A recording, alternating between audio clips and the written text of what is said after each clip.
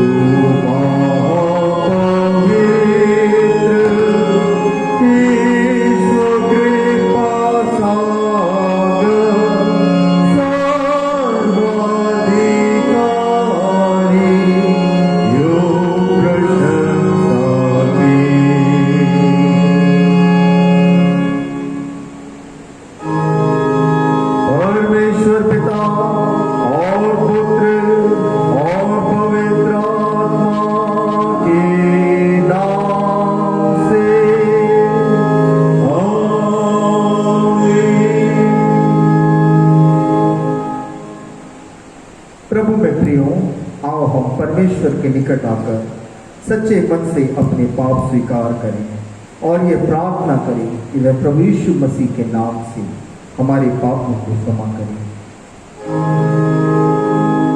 हमारी सहायता प्रभु के नाम में है जो स्वर्ग और पृथ्वी का करता है।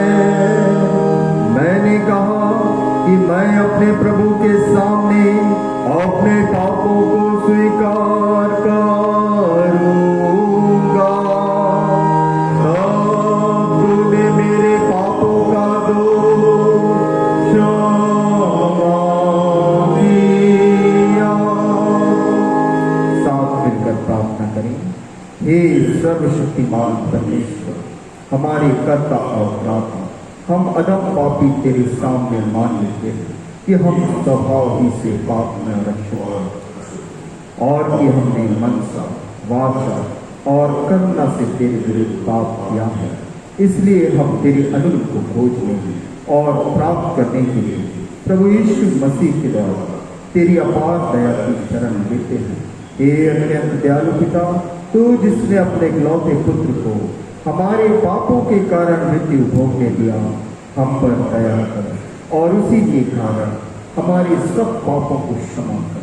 तू अपने पवित्र आत्मा के द्वारा हमें अपना सच्चा आत्मिक ज्ञान कि हम तेरी इच्छा को पहचाने और तेरे वचन का ठीक आज्ञा पालन करें, जिससे कि तेरे अनुग्रह द्वारा हम अनंत जीवन पाएं, हमारे प्रभु यीशु मसीह के द्वारा। आमीन।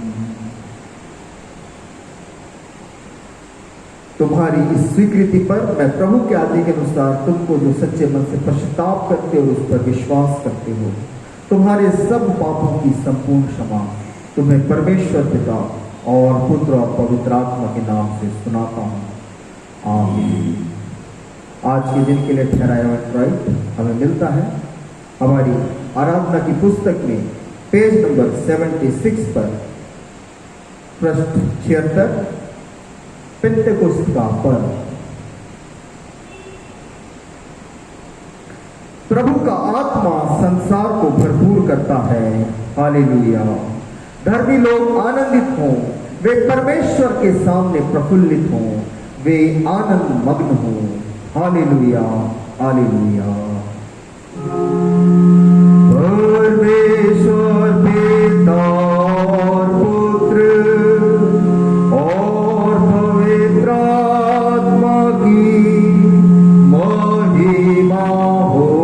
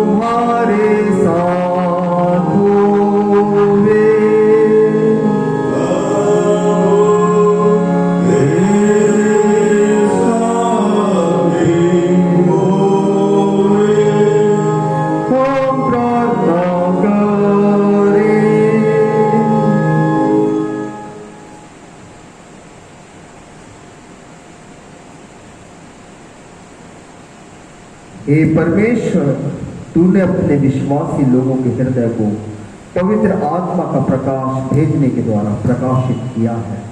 उसी आत्मा के द्वारा यह वर दे कि हम सब बातों को ठीक रीति से जांचें और शांति में सदैव आनंद करें। उसी यीशु मसीह तेरे पुत्र हमारे प्रभु के द्वारा, जो तेरे और पवित्र आत्मा के साथ सदा एक परमेश्वर युगानुयुग जीता और राज्य करता है। आमीन।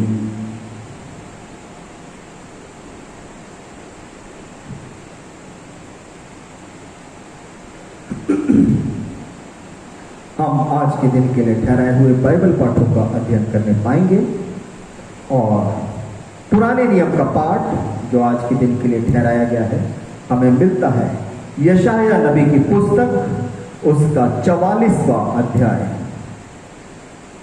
यशाया नबी की पुस्तक उसका 44वां अध्याय चैप्टर 44 और उसके पहले पद से छठे पद तक मैं आपके लिए पढ़ूंगा।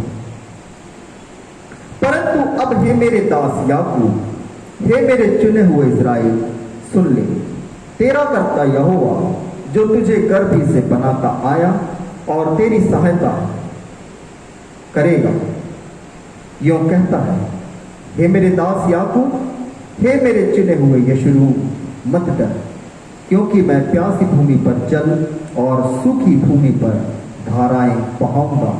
मैं तेरे वंश पर अपनी आत्मा और तेरी संतान पर अपनी आशीष उंडेलूंगा। वे उन मजलियों के समान पड़ेंगे जो धाराओं के पास घास के बीच में होते हैं। कोई कहेगा मैं यहोवा का हूँ, कोई अपना नाम याकूब रखेगा, कोई अपने हाथ पर लिखेगा मैं यहोवा का हूँ, और कोई अपना कुल नाम इज़राइली बताएगा। यहोवा जो इज़राइल का राजा है, अर्थात सेनाओं का यहोवा जो उसका छुड़ाने वाला है, वह यूँ कहता है, मैं सबसे पहला हूँ और मैं ही अंत तक रहूँगा, मुझे छोड़ कोई परमेश्वर है ही नहीं। यहाँ पर पुराने नियम का पाठ समाप्त होता है। इसी के लगातार में हम पत्री के पाठ को भी सुने। पत्री का पाठ जो आज के दिन के लिए ठहराया गया है हमें मिलता है प्रेरितों के काम उसके दूसरे अध्याय, प्रेरितों के काम की पुस्तक उसका दूसरा अध्याय और पद 1 से लेकर के हम इसे 18वें पद तक के पढ़ने पाएंगे। प्रेरित 2 पद 1 से लेकर के 18 पद तक के। जब पिंतेकुस्त का दिन आया तो वे सब एक जगह इकट्ठे थे।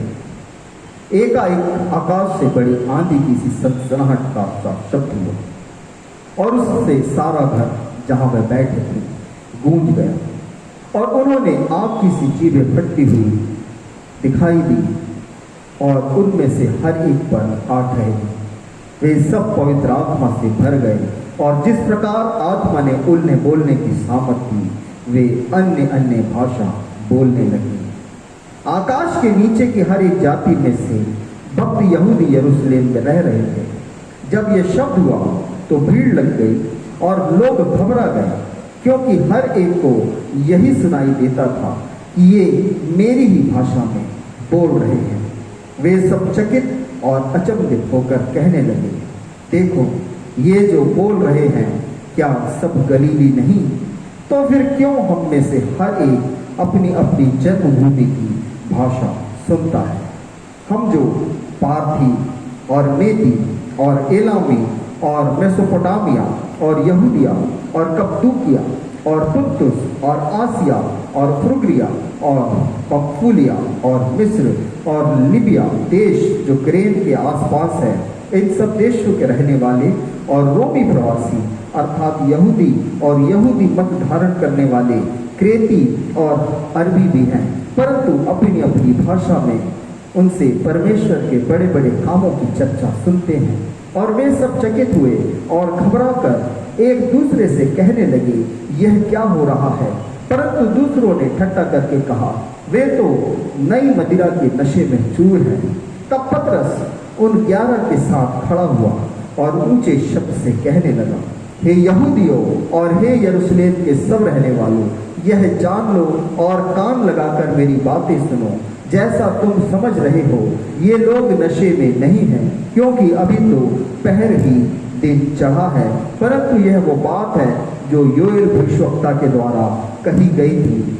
परमेश्वर कहता है कि अंत के दिनों में ऐसा होगा कि मैं अपना आत्मा सब मनुष्यों पर उड़ेलूंगा, और तुम्हारे बेटे और तुम्हारी बेटियां भविष्यवाणियां करेंगी, और तुम्हारे जवान दर्शन देखेंगे, और तुम्हारे पुरनिये स्वप्न देखेंगे।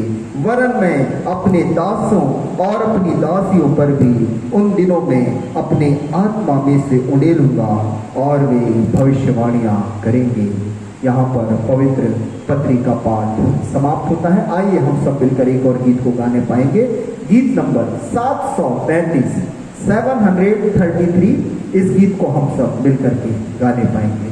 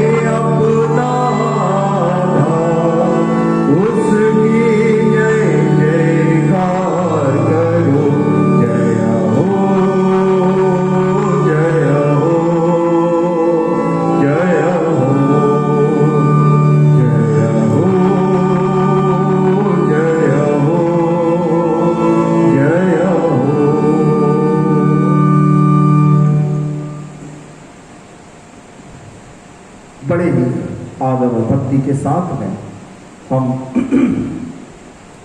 सुसमाचार के पाठ को सुने। सुसमाचार का पाठ जो आज के दिन के लिए ठहराया गया है, हमें मिलता है यूहन्ना रचित सुसमाचार उसका 14वां अध्याय, यूहन्ना रचित सुसमाचार उसका 14वां अध्याय और उसके 23वें पद से लेकर के 31वें पद तक हम पढ़ने पाएंगे। यूहन्ना 14 पद 23 से 31। यहां पर परमेश्वर के वचन में यह लिखा है, यीशु ने उनको उत्तर दिया, यदि कोई मुझसे प्रेम रखेगा तो वह मेरे वचन को मानेगा और मेरा पिता उससे प्रेम रखेगा और हम उसके पास आएंगे और उसके साथ वास करेंगे। जो मुझसे प्रेम नहीं रखता वह मेरा वचन नहीं मानता और जो वचन तुम सुनते हो वो मेरा नहीं वरन पिता का है जिसने मुझे भेजा। ये बातें मैंने तुम्हारे साथ रहते हुए तुमसे कही, परंतु सहायक अर्थात पवित्र आत्मा जिसे पिता मेरे नाम से भेजेगा वह तुम्हें सब बातें सिखाएगा और जो कुछ मैंने तुमसे कहा है वह सब तुम्हें स्मरण कराएगा। मैं तुम्हें शांति दिए जाता हूँ, अपनी शांति तुम्हें देता हूँ, जैसा संसार देता है मैं तुम्हें नहीं देता। तुम्हारा मन व्याकुल ना हो और न डरे। तुमने सुना कि मैंने तुमसे कहा मैं जाता हूँ और तुम्हारे पास फिर आऊँगा। यदि तुम मुझसे प्रेम रखते तो इस बात से आनंदित होते कि मैं पिता के पास जाता हूँ, क्योंकि पिता मुझसे बड़ा है और मैंने अब इसके होने से पहले तुमसे कह दिया है कि जब वह हो जाए तो तुम विश्वास करो। और अब तुम्हारे साथ और बहुत बातें ना करूँगा, क्योंकि संसार का सरदार आता है, मुझ पर उसका कोई अधिकार नहीं, परंतु यह इसलिए होता है कि संसार जाने कि मैं पिता से प्रेम रखता हूँ और जैसे पिता ने मुझे आज्ञा दी मैं वैसे ही करता हूँ। उठो यहाँ से चलें। यहाँ पर पवित्र सुसमाचार का पाठ समाप्त होता है। आइए हम सब विश्वासी अपने विश्वास को नाइसीन विश्वास वचन अनुसार अंगीकार करें। हमारी आराधना की पुस्तक में पृष्ठ 5 पर नाइसीन विश्वास वचन। मैं विश्वास करता हूँ एक परमेश्वर सर्वशक्तिमान पिता पर, जो स्वर्ग और पृथ्वी और सब दृश्य और अदृश्य पदार्थों का करता है। मैं विश्वास करता हूँ एक यीशु मसीह पर, जो परमेश्वर का इकलौता पुत्र है, सर्वयुगों से पहले वह पिता से हुआ, परमेश्वर से परमेश्वर, ज्योति से ज्योति, सत्य परमेश्वर से सत्य परमेश्वर, सृजा हुआ नहीं, पिता के साथ एक तत्व, जिसके द्वारा सब कुछ उत्पन्न हुआ, वह हम मनुष्यों के लिए और हमारे प्राण के लिए स्वर्ग से उतर आया, पवित्र आत्मा के द्वारा कुमारी मरियम से शरीरधारी हुआ और मनुष्य बना, और पिलात के अधिकार में हमारे लिए क्रूस पर चढ़ाया गया, दुख होगा, कब्र में रखा गया और पवित्र शास्त्र के अनुसार तीसरे दिन जी उठा, स्वर्ग पर चढ़ गया और पिता के दाहिनी ओर बैठा है और जीवों और मृतकों का न्याय करने को महिमा के साथ फिर आएगा। उसके राज्य का अंत ना होगा।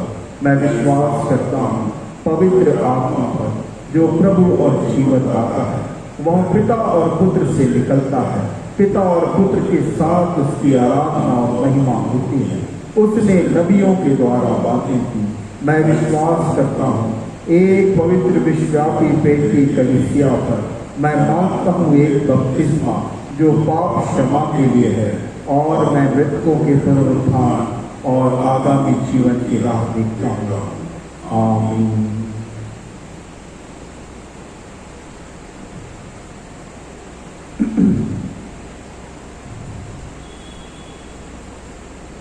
वचन में जाने से पहले एक गीत और हम मिलकर के गाएंगे। हमारी आराधना की पुस्तक में गीत नंबर 20 आशीष तुझसे चाहते हैं, और इसके पहले और अंतिम पद को ही हम गाने पाएंगे। गीत नंबर 20 आशीष तुझसे चाहते हैं, पहला और अंतिम पद। आशीष तुझसे चाहते हैं हे स्वर्गीय पिता, हम आते हैं। आशीष तुझसे चाहते हैं हे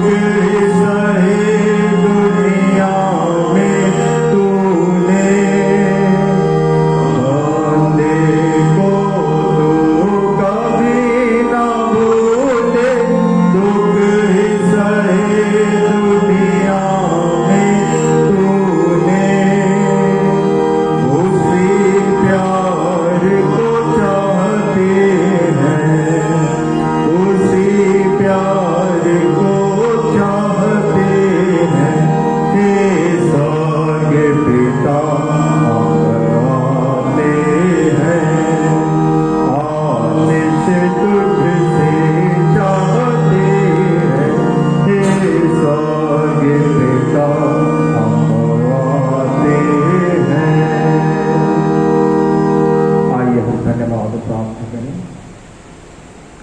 हमारे पवित्र पवित्र पवित्र सर्वशक्तिमान सामर्थ्य जीवित पिता परमेश्वर, तेरे नाम की महिमा करते हैं प्रभु, फिर तेरा धन्यवाद करते हैं पिता, तेरे चरणों की निकटता में आते हैं, आदर मान महिमा सम्मान तुझे सौंपते हैं प्रभु, और खुदावंद परमेश्वर अपना हृदय तेरे सामने खोलते हैं पिता।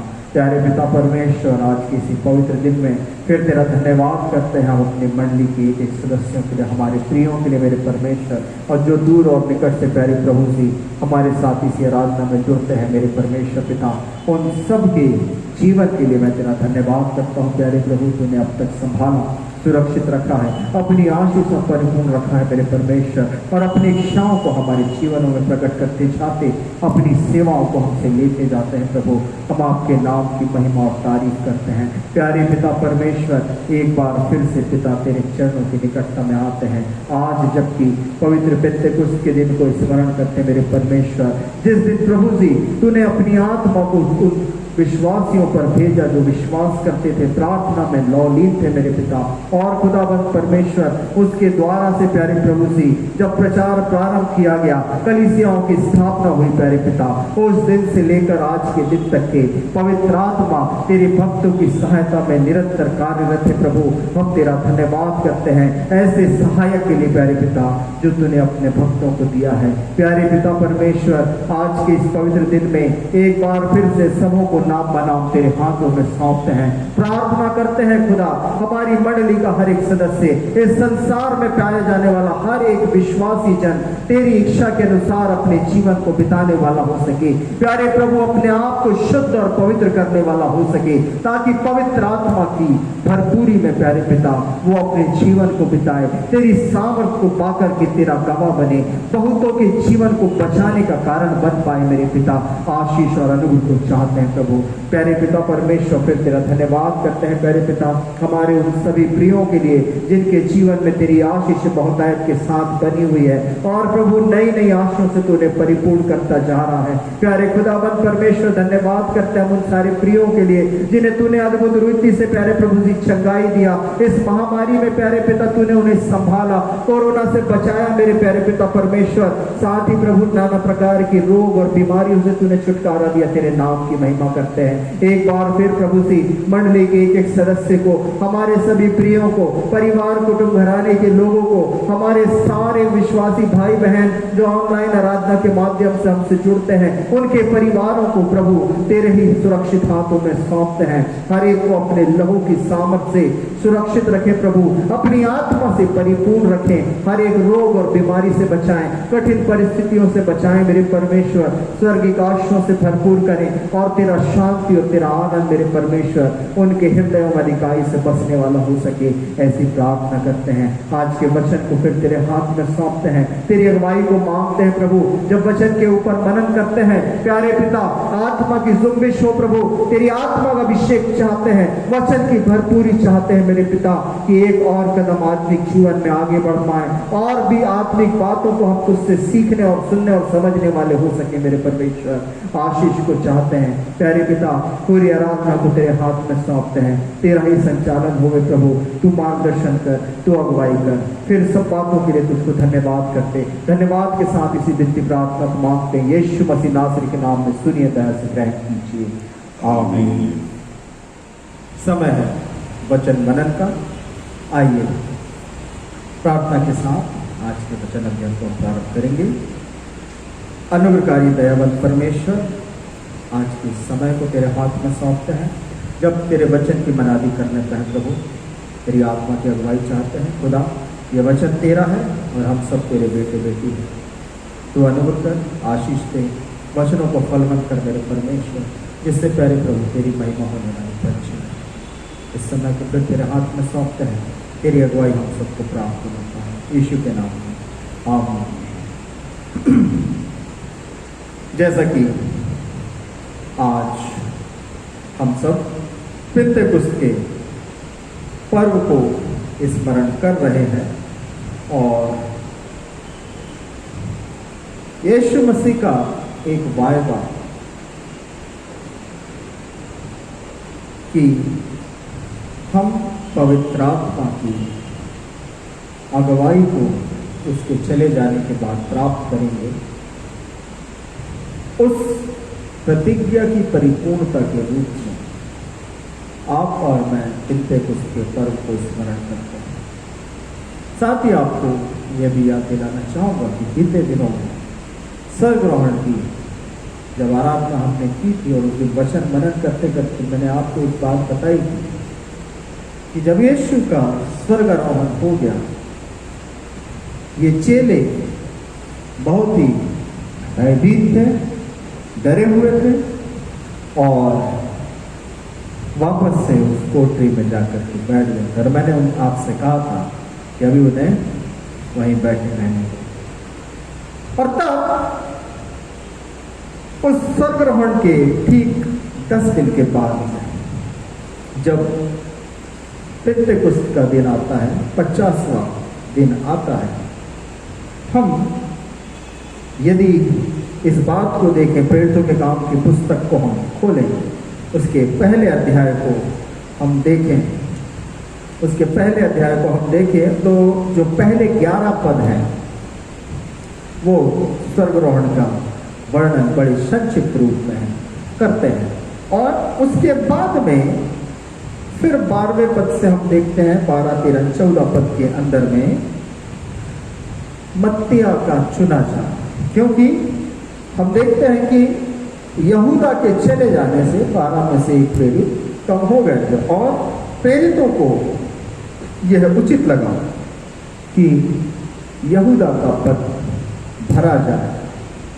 और इसके लिए हम 12वें पद में पढ़ते हैं कि तब वे जैतून नामक पहाड़ से जो यरूशलेम के निकट एक सप्ताह के दिन की दूरी पर है, यरूशलेम को लौटे।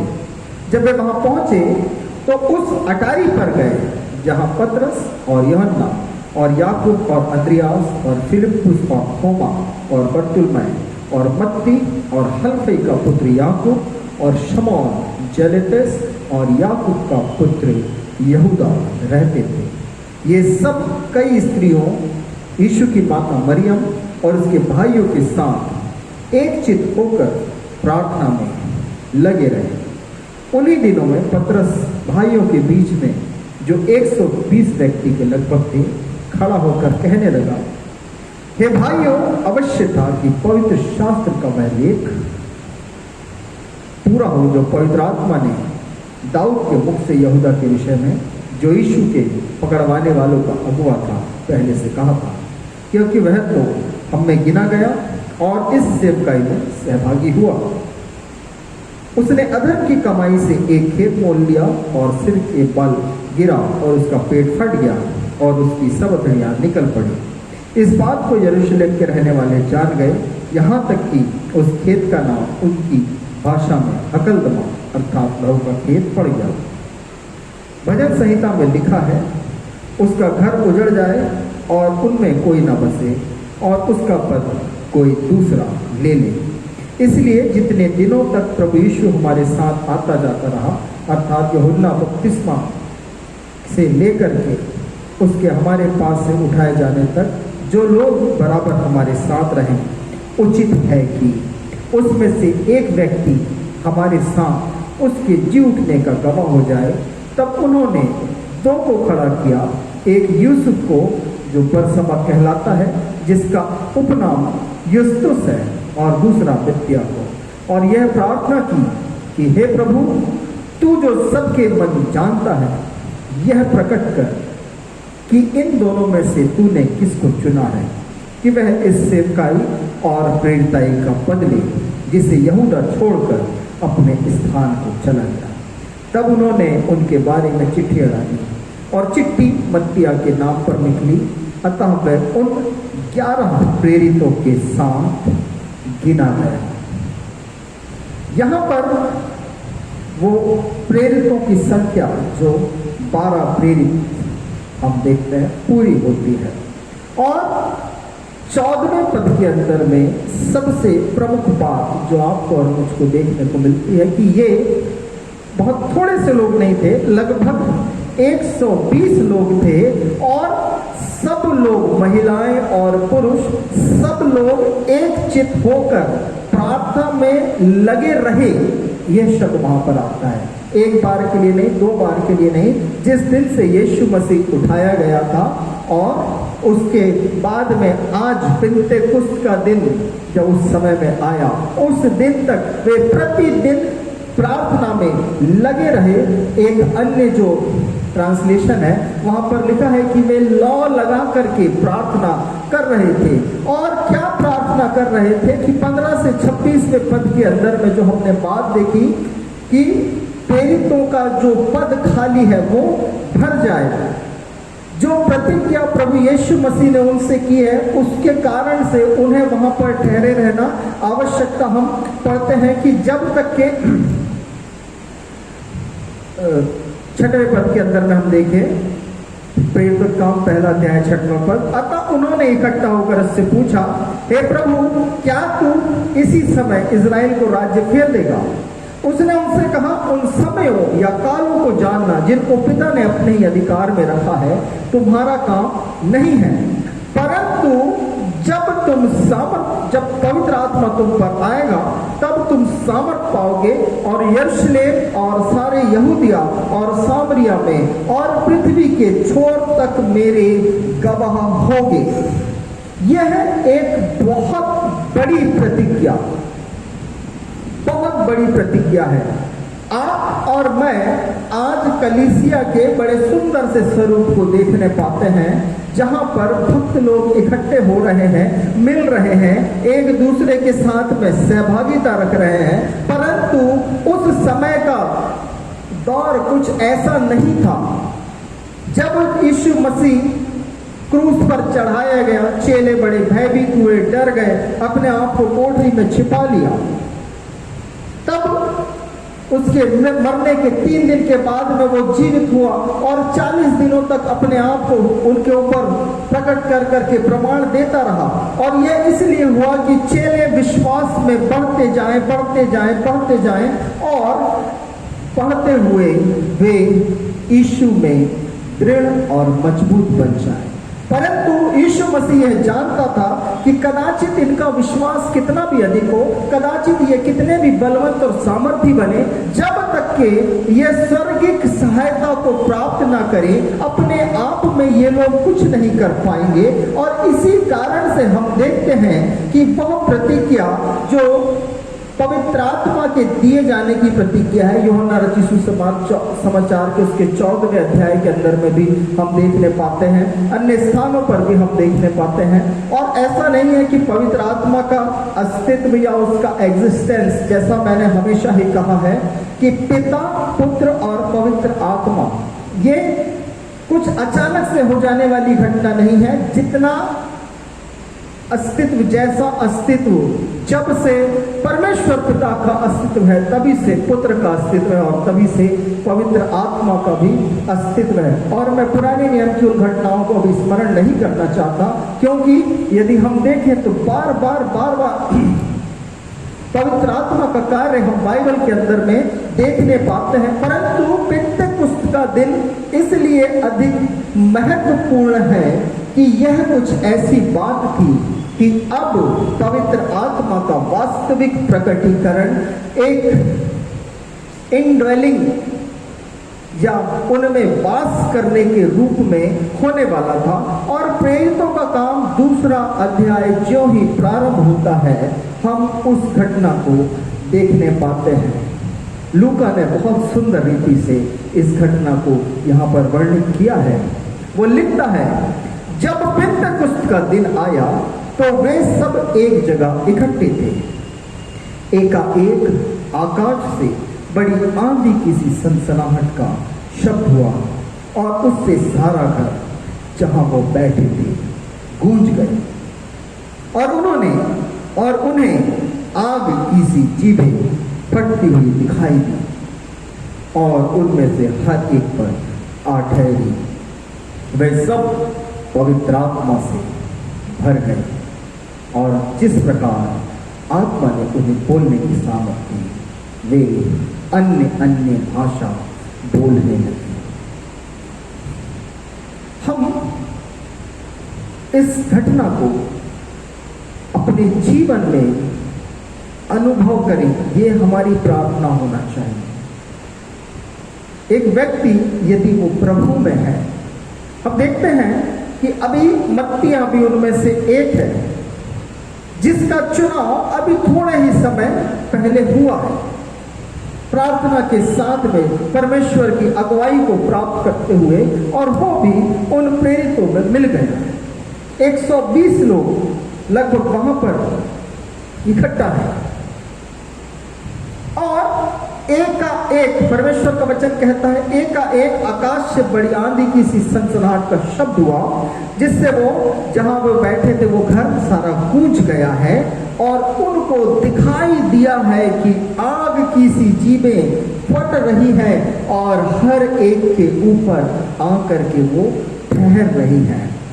इस दिन के विषय में यदि बात करें, ये पेंतेकुस्त का दिन है जहां पर लोग उस पर्व को मना रहे हैं, कटनी के पर्व को मना रहे हैं। और हम देखते हैं कि 50वें दिन के अंदर में, जो फसह के 50 दिन के बाद में है, लेवितिकुस 23 अध्याय 15-16 पद में इसका वर्णन है, और वे उसे मना रहे हैं सारे प्रांत से, सारे स्थानों से।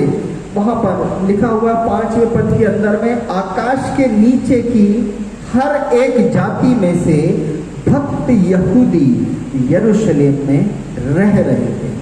पिछले 50 दिनों से वे वहां पर आए हुए हैं, रह रहे हैं। क्यों रह रहे हैं? वे पर्व मनाने आए हैं, एक दूसरे के साथ मिल रहे हैं, सहभागिता कर रहे हैं, आनंद कर रहे हैं, सब कुछ कर रहे हैं। और यीशु मसीह के विषय में हम बात करें तो जस्ट 10 दिन पहले वो स्वर्ग में उठाया गया है, और अब जबकि वो एक स्थान पर प्रार्थना के साथ बैठे हुए, मैं अभी पिछले दिनों में इस बात को स्मरण कर रहा था, अभी लॉकडाउन लग गया था। लगभग 50 दिनों से आप और मैं अपने अपने घरों में बैठे हुए हैं। हमने इसमें क्या हासिल किया? यहां पर 50वें दिन का वर्णन है, पेंतेकुस्त का वर्णन। ये लोग भयभीत थे, डरे हुए थे, उदास थे, परंतु इन्होंने एक ही कार्य को महत्व दिया। वो यह था, आओ आपस में इकट्ठे होकर के, मिल करके। घर से बाहर जाना कठिन है, क्यों? सामर्थ्य नहीं है, अवसर नहीं है। घर के भीतर बैठे लौ लगा करके प्रार्थना कर रहे हैं। 120 लोग प्रेरितों के साथ हैं, परमेश्वर की महिमा कर रहे हैं। और तब वो प्रकट दर्शन कानों से उन्होंने सुना है, एक गूंज का सा शब्द है, जिससे वो कमरा जहां वो बैठे हुए थे वो गूंज गया, और आंखों से वो देख रहे हैं कि आग किसी जीवें फटती हुई दिखाई पड़ रही है। यूहन्ना ने बहुत पहले इस बात का वर्णन किया है कि मैं तुम्हें जल से बपतिस्मा देता हूं, मेरे बाद एक आएगा जो तुम्हें आग से भी बपतिस्मा। यह पतरस का भाषण हम आगे पढ़ेंगे, सुनेंगे, जिसके अंदर में वो इस बात का और भी स्पष्ट रूप से वर्णन करता कि क्या हो रहा है। परंतु 5वें पद के अंदर में हम देखें पवित्र आत्मा के प्रकटीकरण का एक जो बड़ा सुंदर प्रमाण है, वो यह है कि लोग अन्य अन्य भाषा में बोल रहे हैं। और 5वां पद इस बात की गवाही देता है कि उस भाषा की ब्यूटी क्या ही अद्भुत है, कितनी अद्भुत सुंदरता उस वाणी में है।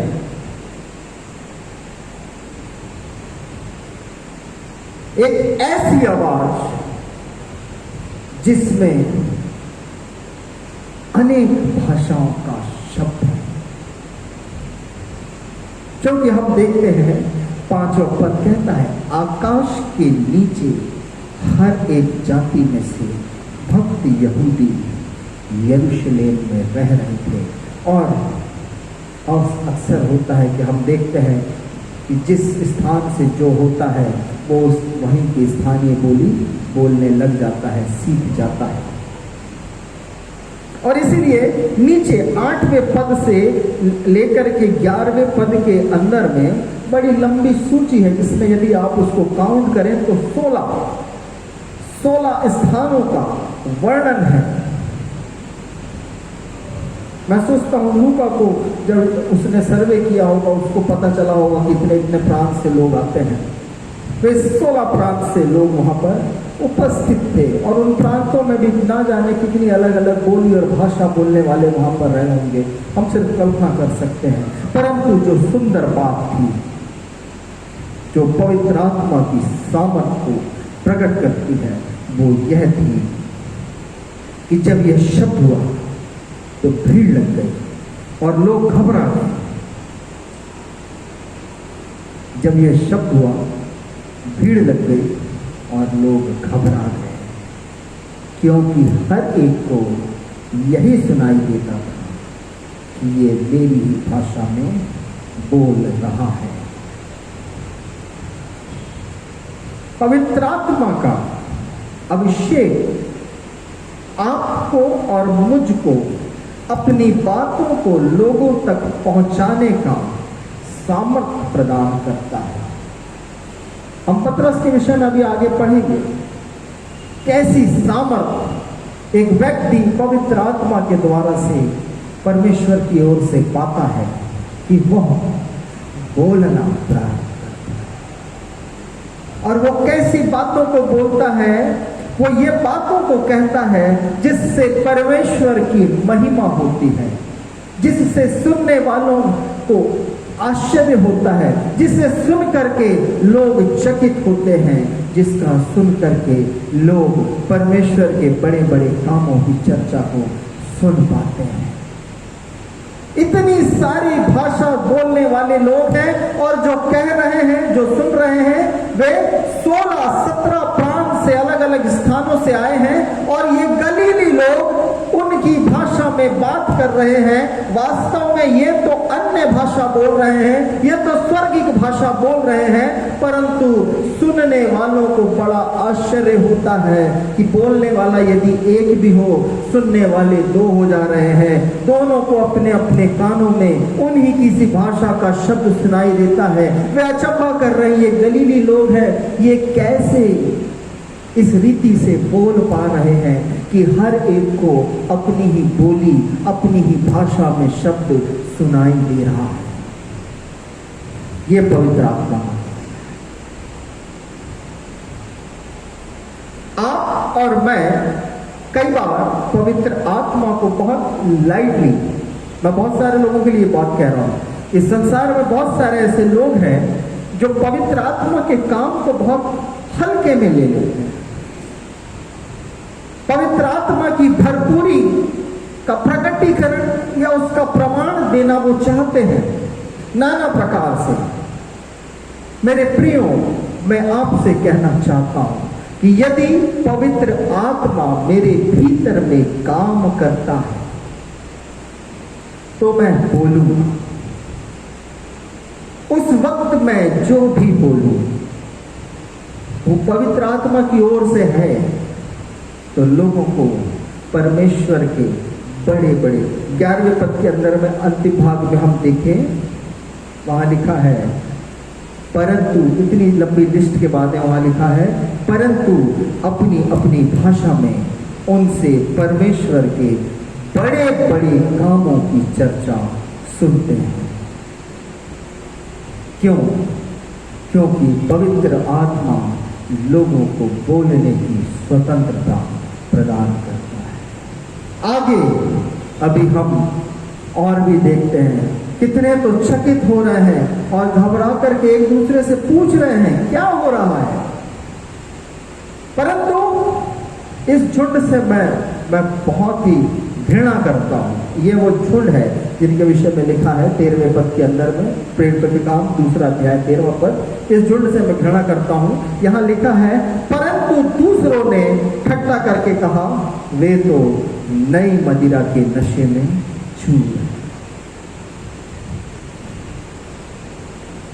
आप भली रीति से ऐसे लोगों से परिचित होंगे जो अपने जीवन में हर एक बात को हंसी ठहाका ठट्टा करते हुए उड़ा देना चाहते हैं। मैं विश्वास करता हूं कि उनके कानों में भी वही आवाज पहुंची है जो इन 16-17 प्रांत से आए हुए लोगों ने सुनी है, और उन्होंने परमेश्वर के बड़े बड़े कामों को सुना है। कदाचित उन्हें इस बात का अचंभा हो रहा है कि ये जो बोल रहे हैं ये क्या सब गलीली नहीं है? तो फिर क्यों हम में से हर एक अपनी अपनी जन्मभूमि की भाषा को सुनता है? क्यों सुन रहा है? और लोग ठट्टा कर रहे हैं। आज भी इस संसार में ऐसे लोग विद्यमान हैं मेरे प्रियो, जो परमेश्वर के कामों को नहीं समझ पाते, जो परमेश्वर के कामों को नहीं देख पाते। यदि हम प्रेरितों के काम के अंदर में जाएं और उसके हम 14वें पद के अंदर 14वें अध्याय के अंदर में देखें तो वहां पर 28वें पद में लिखा है, तुमने सुना कि मैंने तुमसे कहा मैं जाता हूं और तुम्हारे पास फिर आऊंगा। यदि तुम मुझसे प्रेम रखते तो इस बात से आनंदित होते कि मैं पिता के पास जाता हूं, क्योंकि पिता मुझसे बड़ा है। ये यीशु मसीह के वो शब्द हैं जो इस बात को प्रकट करते हैं कि यीशु के चेले उसके बिछड़ने से भी कभी भी आनंदित नहीं, क्योंकि उस वक्त में यीशु मसीह ने लिखा है कि ये बात मैं तुम्हें पहले से बोल रहा हूं, क्योंकि जब ये होगी तब तुम क्या करोगे? उस पर विश्वास करोगे। परंतु उस समय में वे लोग परमेश्वर की महिमा करने में, यीशु के स्वर्ग जाने से आनंद मनाने में इस कारण से असफल हो गए क्योंकि वे सांसारिक दृष्टिकोण लेकर के बैठे हुए थे। उनका दृष्टिकोण सांसारिक है, वो जो कुछ देख रहे हैं वो संसार की रीति पर देख रहे हैं। प्रेरितों के काम पहले अध्याय के अंदर में भी हमने पढ़ा 6वें पद के अंदर में ये पूछ रहे हैं कि क्या तू इसी समय इजराइल को राज्य फिर देगा? इजराइल क्या चाह रहा है? इजराइल छुटकारा चाह रहा है। किस रीति से? राजनैतिक रूप में, सांसारिक रूप में। यीशु मसीह कहता है मेरा राज्य इस संसार का नहीं है। और ये बातें उनको पहले से इसलिए बता दी गई हैं कि जब ये बातें होने लगे, जब ये बातें होती हुई वे देखें, वे विश्वास में मजबूत बने। पवित्र आत्मा की सामर्थ उन्हें इसलिए प्रदान की जा रही है कि जो काम वो आत्मिक रूप में करना चाहते हैं आत्मा उनकी सहायता करे। परंतु बहुतेरे मेरे प्रियो आज भी ऐसे हैं जो ठट्टा करने में लगे हुए हैं, ठट्टा करने में लगे हुए हैं। क्या ठट्टा करने से परमेश्वर की महिमा होगी?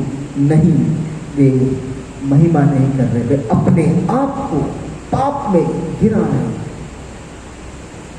आपको और मुझको ऐसे कामों से बचना है। जब हम पवित्र आत्मा के अभिषेक, पवित्र आत्मा की परिपूर्णता, पवित्र आत्मा से भरे जाने के विषय में बात करते हैं, पवित्र आत्मा मेरे भीतर निवास करता है, इस विषय में जब आप और मैं बात करते हैं हम गंभीर हो जाएं,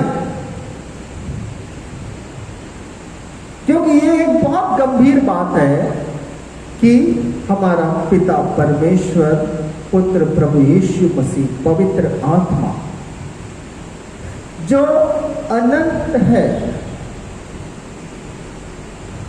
जिसका आकार कोई समझ नहीं सकता, जो ब्रह्मांड को बनाता है, जिसके विषय में बाइबल कहती है कि पृथ्वी उसके पैरों की चौकी है, जिसकी दृष्टि में मनुष्य कीड़ा सा है।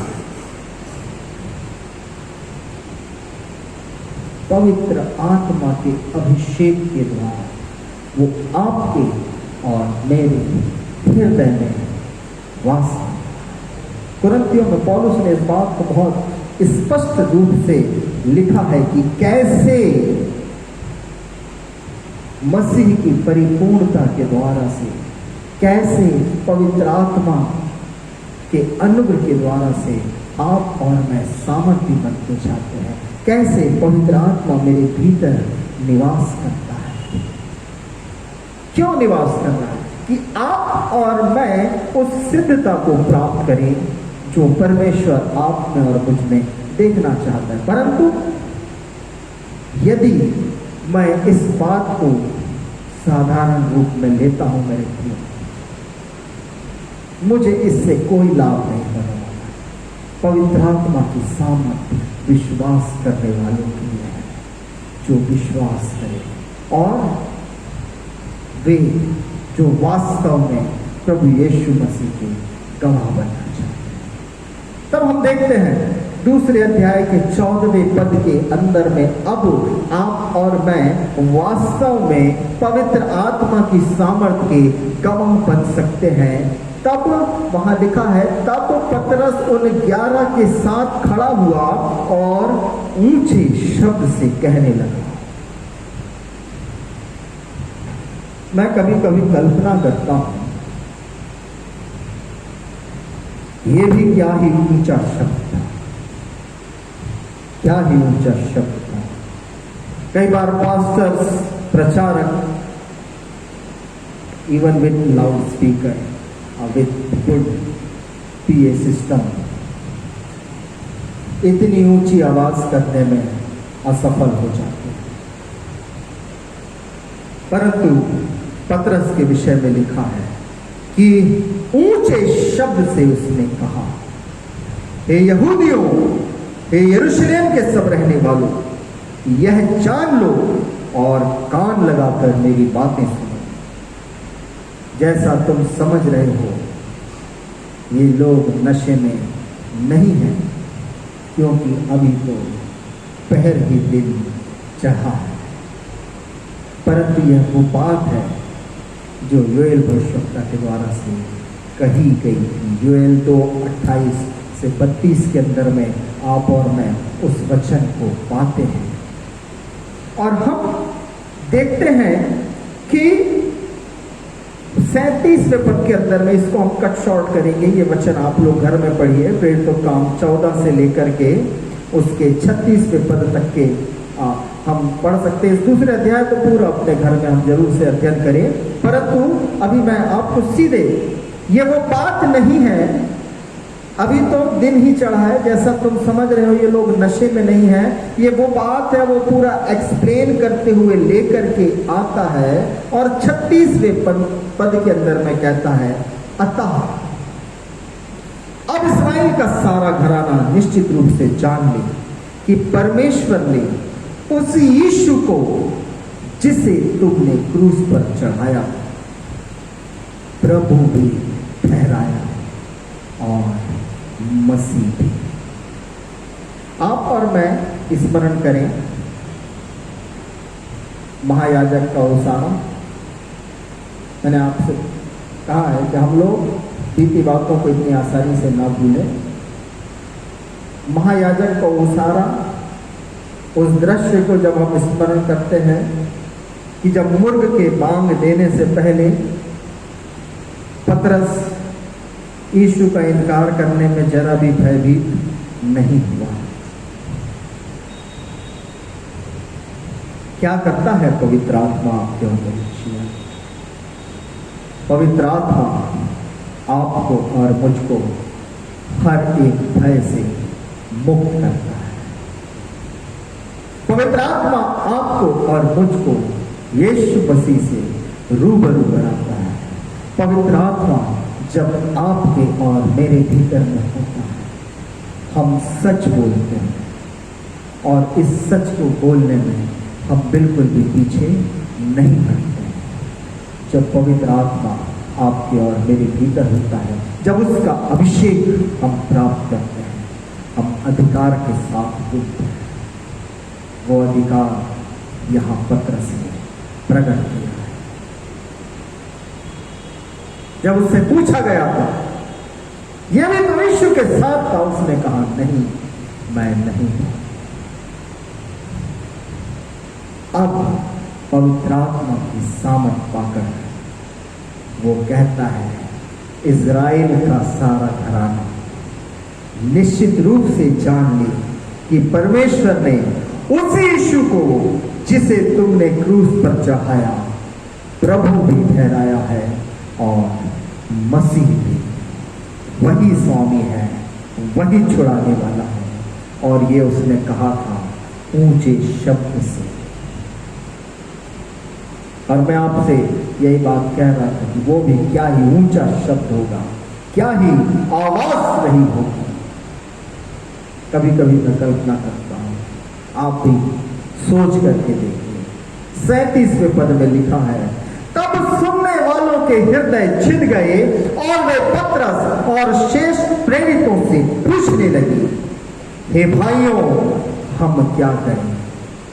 पतरस ने उनसे कहा, मन फिराओ और तुम में से हर एक अपने अपने पापों की क्षमा के लिए यीशु मसीह के नाम से बपतिस्मा ले, तो तुम पवित्र आत्मा का दान पाओगे। कितना कठिन है, मैं कभी कभी सोचता हूं, एक व्यक्ति का पवित्र आत्मा को प्राप्त करना, क्योंकि पतरस ने इस बात को बड़ी सरलता से स्थान पर कह दिया है। और जो बाइबल में लिखा है, I believe it is true. उसने कहा, मन फिराओ और हर एक अपनी अपनी पापों की क्षमा के लिए यीशु मसीह के नाम से बपतिस्मा ले, तो तुम पवित्र आत्मा का दान पाओगे। क्योंकि यह प्रतिज्ञा तुम और तुम्हारी संतानों और उन सब दूर दूर के लोगों के लिए भी है, जिनको प्रभु हमारा परमेश्वर अपने पास बुलाएगा। मैं कौन हूं? क्या मैं वो व्यक्ति हूं जिसे परमेश्वर ने अपने पास बुलाया है? और यदि हूं, क्या मैंने मन फिराया है?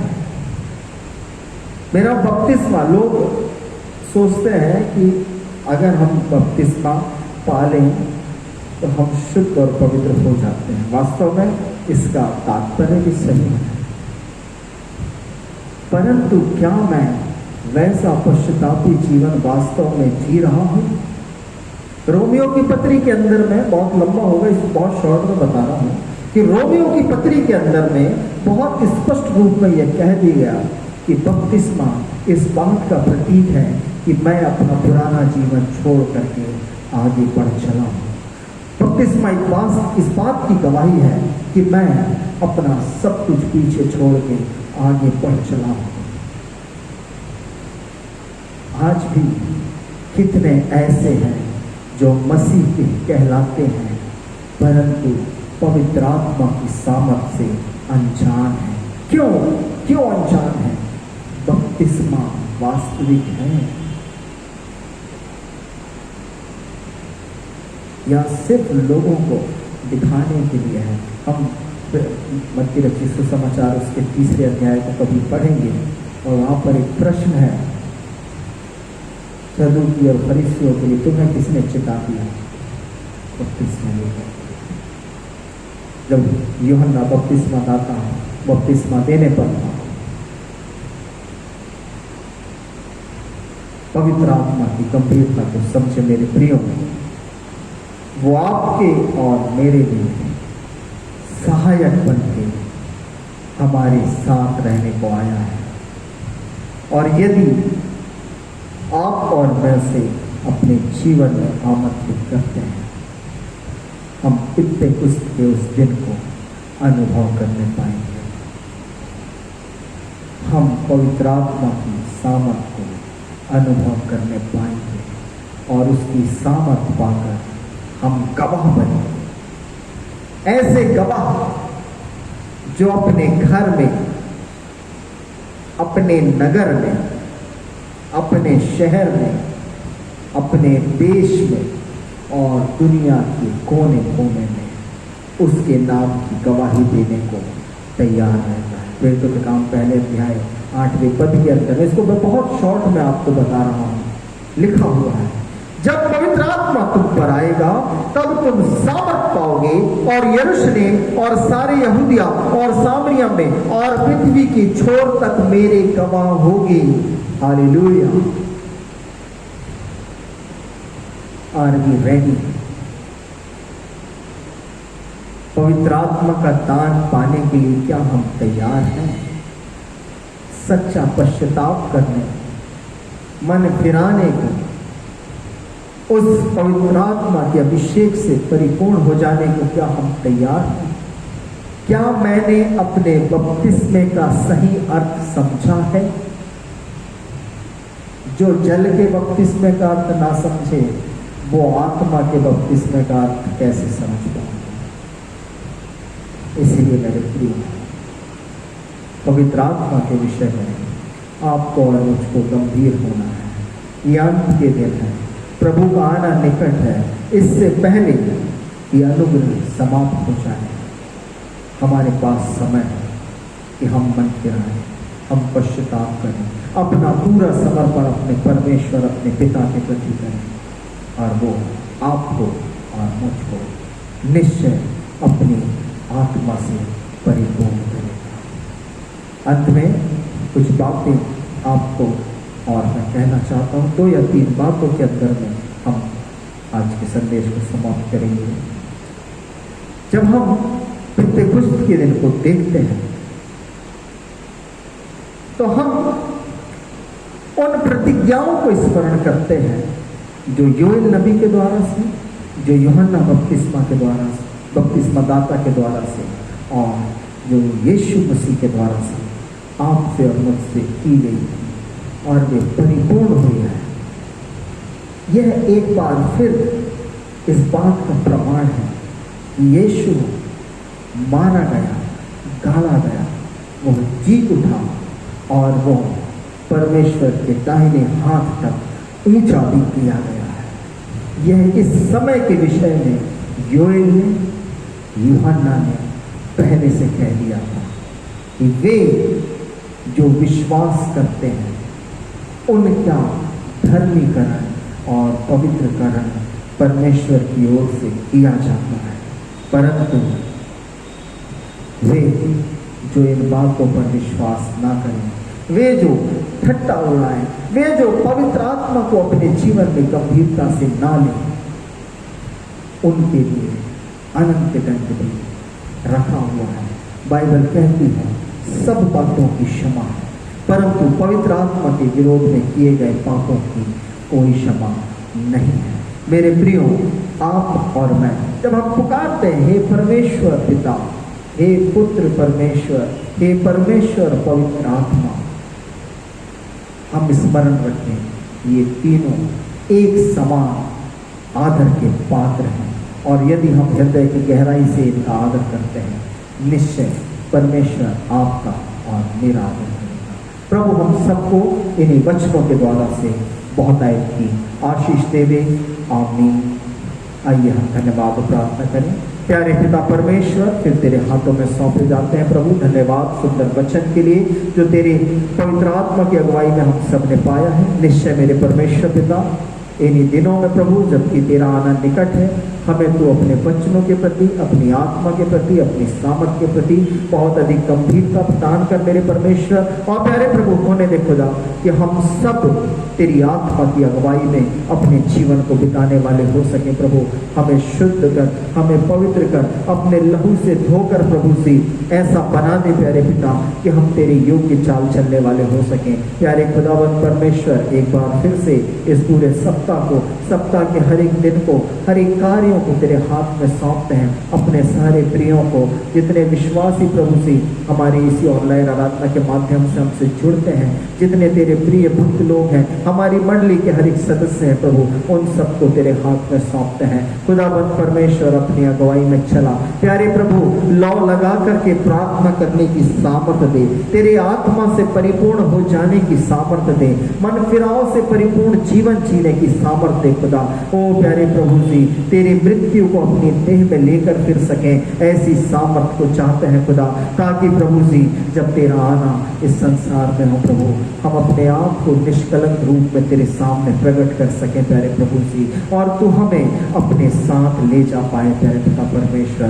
प्यारे खुदाबंद प्रभु, विनती प्रार्थना करते हैं एक बार फिर से हमारे उन सभी प्रियों के लिए जो दैहिक अस्वस्थता के कारण से प्रभु अपने बिछौनों में पाए जाते हैं, अपने घरों में पाए जाते हैं, बीमार हैं खुदा। प्यारे प्रभु जी, तू शिफा प्रदान कर मेरे परमेश्वर। वे सब नाम जो तेरी वेदी के सामने प्रकट किए जाते हैं प्रभु, तू उन्हें जानता है प्रभु। तू अब तेरी रक्षा, तेरी दया उन सबों के साथ होने पाए। एक एक के जीवन की रक्षा कर, एक एक को आत्मा की सामर्थ्य के द्वारा चंगाई दे प्रभु। प्यारे पिता, विनती प्रार्थना करते हैं उन सभी प्रियों के लिए जो कठिन परिस्थितियों से जूझ रहे हैं, जो आवश्यकताओं में हैं, कमी घटी में पाए जाते हैं प्रभु जी। हर एक आवश्यकताएं तेरे स्वर्गीय भंडार से पूरी की जाने वाली हो सके। प्यारे पिता, विनती प्रार्थना करते हमारे उन सभी प्रियों के लिए जो प्रतिदिन अपने घरों से निकलते प्रभु काम पर जाते हैं, जाने आने में तो उनका रक्षक और सहायक बन। हर एक प्रकार के इन्फेक्शन और खतरों से तू उन्हें बचाए रख और प्यारे प्रभु अपनी महिमा के लिए इस्तेमाल कर। तब प्यारे पिता परमेश्वर, विनती प्रार्थना करते हमारे उन सभी प्रियों के लिए भी प्यारे प्रभु जिन पर पिता परमेश्वर इस महामारी ने प्रकोप डाला है प्रभु, वे बीमार पाए जाते हैं खुदा। प्यारे पिता परमेश्वर, तेरी सहायता को चाहते हैं खुदाबंद प्रभु। कितने ही लोग हैं जो आज इस संसार में इस महामारी के कारण से नहीं पाए जाते पिता। निश्चय प्रभु हर एक बातें तेरी ओर से निर्धारित होती है, तो अभी प्रभु प्रार्थना करते हर एक शोकित घरानों को, हर एक शोकित मनों को तो अपनी शांति से भरपूर कर। तब प्यारे पिता, हम में से प्रत्येक को भी इन्हीं समयों में पिता और भी तेरी निकटता में आने का तू हियाव दे, और भी अधिक अनुग्रह में बढ़ते जाने के लिए सामर्थ रक्षा प्रदान कर पिता। प्रभु प्रार्थना करते हैं, प्रार्थना करने के लिए मन दे, सामर्थ्य दे पिता परमेश्वर। प्रभु विनती प्रार्थना करते हैं तेरे वचनों को पढ़ने के लिए मन दे मेरे पिता, कि प्रभु जी हर एक व्यक्ति जो अपने अपने घरों में पाया जाता है वो और भी अधिक तेरी समीपी में आने वाला हो सके, और भी अधिक तेरे वचनों को जानने वाला हो सके, और भी अधिक तेरी सामर्थ्य से भर जाने वाला बन जाए मेरे परमेश्वर। प्यारे खुदाबंद प्रभु जी, आपने प्रार्थना सुना है, धन्यवाद करते हैं। धन्यवाद करते आज के वचन के लिए। जितनों ने इस वचन को सुना प्रभु, उनके जीवनों में तेरी आशीष को चाहते हैं, भरपूरी को चाहते हैं, तेरे आत्मा के अभिषेक को चाहते हैं, तेरी आनंद और शांति को चाहते हैं मेरे प्रभु। आपने ऐसा किया है, धन्यवाद करते। आगे की आराधना को आपके हाथ में सौंपते हुए विनती प्रार्थना मांगते यीशु मसीह नासरी के नाम में, आमीन। आइए आज की इसी आराधना को हम कलीसिया प्रार्थना द्वारा समाप्त करने पाएंगे। हम प्रार्थना करें। हे सनातन सर्वशक्तिमान परमेश्वर, तू जो सब जाति गणों द्वारा आराधनीय है, हम हृदय से नम्रता पूर्वक तेरी उन सब आगणित आत्मिक आशीषों के लिए तेरा धन्यवाद करते हैं जो तूने हमारे अयोग्य होते भी हमको दी है। हम तेरी स्तुति करते हैं कि तूने अपने पवित्र वचन और सैक्रामेंट को हमें दिया है। हे प्रभु, हम तुझसे प्रार्थना करते हैं कि समस्त कलीसिया को जो इस पृथ्वी पर है अपनी पवित्र शिक्षा में बनाए रख, और ऐसे विश्वस्त पास्टर सेवक दे जो सामर्थ के साथ तेरा वचन प्रचार करे। सब श्रोताओं को यह अनुमति दे कि तेरा वचन नम्रता से सुने और मन के शुद्ध भाव से उसे स्वीकार करे, और आत्मा के फल फले। सब क्लेशों और संकटों में अपने लोगों का रक्षक और सहायक हो। यह वर दे कि हम तेरी कलीसिया में भ्रातृ प्रेम और मसीह संगति में रहते हुए विश्वास की अच्छी लड़ाई लड़ सकें और अंत में अनंत उद्धार प्राप्त करने पाए। हे दयाशील प्रभु परमेश्वर, हमारी सुन। इस भूमंडल के समस्त जाति गणों पर अनुग्रह से दृष्टि कर हमारे प्रिय राष्ट्रपति को, सरकार और सब विश्वासों के अधिकारियों को और हमारे देश के सारे निवासियों को आशीष दे। यह वर दे कि तेरी महिमा हमारे बीच निवास करे और दया, सच्चाई, धार्मिकता और शांति हर जगह पर प्रबल हो। हे दयाशील प्रभु परमेश्वर, हमारी सुन। हे दयालु परमेश्वर, सब माताओं और पिताओं की सहायता करके वे अपने बच्चों का प्रतिपालन तेरे भय और प्रेम में करें। हम अपने सब विद्यालयों को तेरे रक्षाकारी हाथ में सौंपते हैं और प्रार्थना करते हैं कि उपयोगी ज्ञान और मसीह सद्गुणों को पोषण स्थान हो, जिससे वे जीवन के उत्तम फल लाए।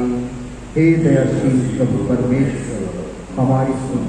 कृपा करके आग और पानी, लड़ाई और मरी, महंगाई और अकाल और सब प्रकार की अन्य विपत्तियों से हमारी रक्षा कर। हर एक की उसकी यथोचित कार्य में सहायता करे और बढ़ाए। हमारे उपयोग के लिए भूमि की अच्छी उपज दे। सब उपयोगी धंधों और सेवाओं की जो हमारे मध्य में किए जाते हैं उन्नति कर। हे परमेश्वर पिता, कृपा करके सब विधवाओं, विधुरों और अनाथों की सुधि ले। सब रोगी और कंगालों का सहायक और सब असहाय और दुखियों का शांति दाता हो। हे दयाशील प्रभु परमेश्वर हमारी सुन। हम साथ मिलकर प्रार्थना करें। हे परमेश्वर, हम इस पृथ्वी पर परदेसी और यात्री हैं, इसलिए हमारी सहायता कर कि हम सत्य, विश्वास और धार्मिक जीवन द्वारा स्वतः को आगामी लोक के लिए तैयार करें। जब तक दिन है हम वही करें जो तूने हमें करने को दिया है, क्योंकि रात आती है जिसमें कोई कुछ काम नहीं कर सकता। जब हमारी मृत्यु समीप हो तब हमें अपनी सामर्थ से संभाल और अपने अनंत निवासों में ग्रहण कर। तेरे पुत्र हमारे प्रभु यीशु मसीह के द्वारा, जो तेरे और पवित्र आत्मा के साथ एक परमेश्वर सदा सर्वदा जीता और राज्य करता है। आमीन। हे हमारे पिता, तू जो स्वर्ग में है, तेरा नाम पवित्र माना जाए, तेरा राज्य आए, तेरी इच्छा जैसे स्वर्ग में पूरी होती है वैसे पृथ्वी पर भी हो। हमारी दिन भर की रोटी आज हमें दे, और जैसे हमने अपने अपराधियों को क्षमा किया है वैसे ही हमारे अपराधों को क्षमा कर, और हमें परीक्षा में ना ला परंतु बुराई से बचा, क्योंकि राज्य और पराक्रम और महिमा सदा तेरे है। आमीन। परमेश्वर का धन्यवाद और स्तुति करो। परमेश्वर का धन्यवाद और स्तुति हो।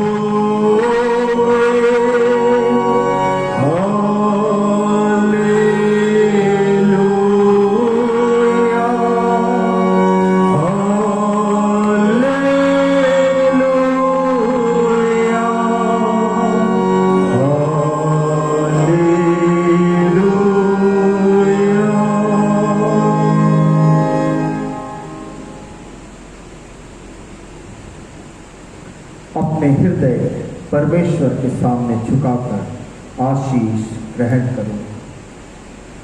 प्रभु तुम्हें आशीष दे और तुम्हारी रक्षा करे।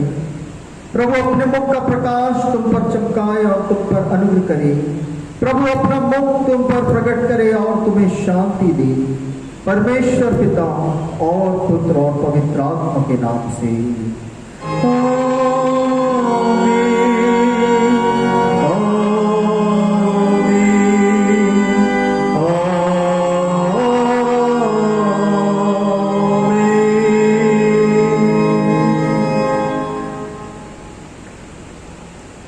मिलकर के गाएंगे 714 नंबर का गीत 714। हे स्वर्गीय पिता, ओ धन्यवाद।